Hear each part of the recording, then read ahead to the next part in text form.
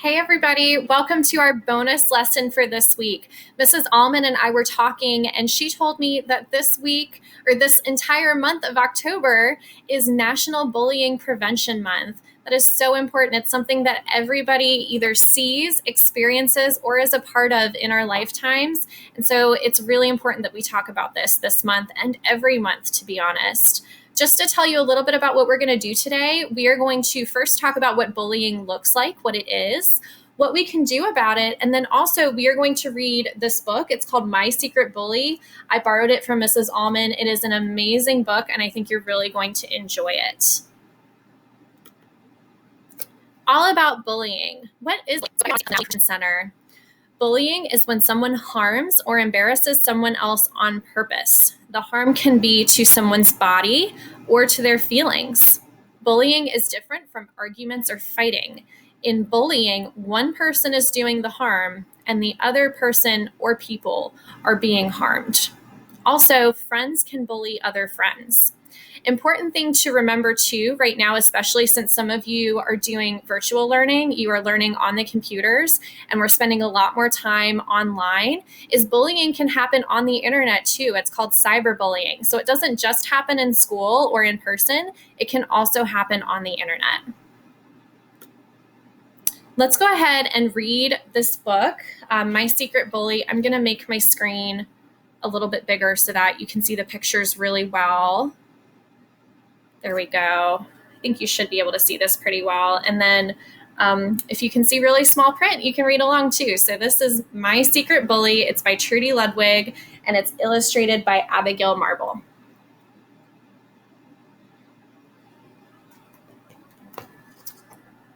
Katie is my secret bully. A lot of people would be surprised to know this because they think she's my friend. And she does act like my friend sometimes. But lately, I'm not so sure. Katie and I have known each other since kindergarten. We've spent a lot of time together because we like doing the same kinds of things, making perfumes with flowers picked from my yard, playing soccer in the rain, sharing secrets, and spying on our bossy know-it-all brothers. I love being around Katie when she's nice to me, but there are times when she's not. She can be just plain mean, and I don't know why. It all started a few months ago during school recess. I noticed Katie whispering to a group of girls and looking at me. I went up to them and asked Katie what they were talking about.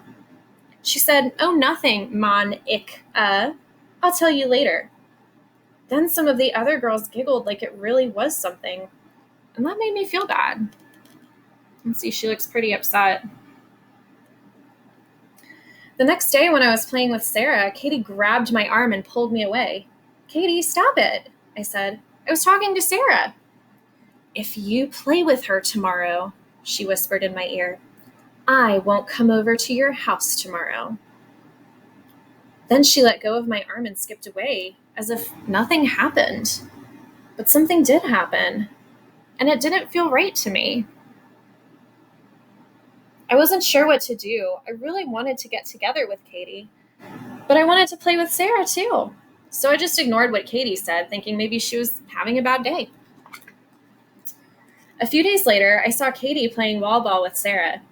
It looked like a lot of fun, so I asked if I could join them. Katie just stared at me and didn't say anything, not one word. "Katie," I asked again, "can I play wall ball with you and Sarah?" "We're in the middle of a special game right now, maybe later." I looked at Sarah, hoping she would change Katie's mind, but she didn't say anything. Sarah just stared at her shoes and pretended I wasn't there. So I walked away, feeling a tight knot growing in my belly. At night, I couldn't concentrate on my homework, and my mom noticed. "What's wrong, Sweet Pea?" she asked. "I'm having trouble with Katie," I said. "She seems to be really mad at me, and I don't know why." "You've been friends for a long time, Monica. I'm sure you'll work it out," she said. I guess, but I really wasn't so sure. "Why don't you give her a call and talk to her about it?" Mom suggested. So I did. But when I asked her if she was mad at me for some reason, Katie said, No, I'm not mad at you. You are just so sensitive about stuff. Well, I have to do my homework now. See you later. Maybe she was right. Maybe I was too sensitive. Oh, poor Monica. Things didn't get any better. After a while, in fact, they got worse. Much worse. It got to the point where no one would play with me at recess. I was all by myself. And there was Katie hanging out with my other friends, laughing and being all sweet and nice to everyone, except for me. Maybe there was something wrong with me.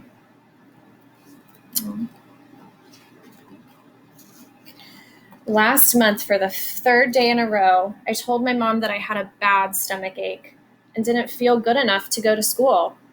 You've been complaining of stomach aches a lot lately, she said. Is there something going on at school that's giving you this upset stomach, Monica? When I saw the look of love and worry in my mom's eyes, I knew I couldn't keep my secret bully a secret any longer. At first, I just started to cry and couldn't stop. Mom hugged me a lot and waited patiently for me to talk. And I did. I told her how hard it is to be friends with Katie. She's nice to me when we're playing alone, but really mean to me when we're around other people. I even think she's been saying bad things about me to my friends so they won't like me, I explained. I told my mom everything and she listened to what I had to say. I mean, really listened to me. Mom didn't blame me or ask me to be nicer to Katie, and she didn't say, "That's just the way girls are, so you better get used to it," like my babysitter did when I tried to talk to her about it. I felt a lot better after talking with my mom. Mom says there are some problems in life that aren't easily solved, and this is one of them. But it helps to know that I'm not alone. I found out that there's lots of other kids that have had this happen to them, even my mom when she was a kid. But that doesn't make it right, and it doesn't mean that it's the way it has to be. Mom and I talked about what I could do to stand up for myself. We even did what Mom calls role playing. She acted like she was Katie, and I got to practice out loud what I wanted to say to her without sounding like a bully myself. So, the next day, I was ready. I walked right up to Katie during morning recess, waiting for her to do her worst. She looked at me and started whispering to her circle of friends. I stared her straight in the eyes and said, "Katie, does it make you feel good to make me feel bad? Because friends don't do that to friends." She turned red in the face and looked away. Right then, I knew Katie could no longer hurt me. I don't see Katie anymore. I feel sad about that, but now I know that real friends don't treat each other the way she treated me. Real friends respect your feelings and work things out with you when you have problems. Real friends like you just the way you are. Will I ever be friends with Katie again? I don't think so.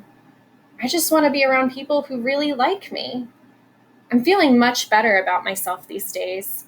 I've made new friends at school and on my gymnastics team, and I don't get stomach aches like I did before. Having a secret bully was eating up my insides. But now that the secret's out, I don't feel bad anymore. It's nice to know that whatever I do, it's going to be just fine. Let me fix my screen. There it is. Boop.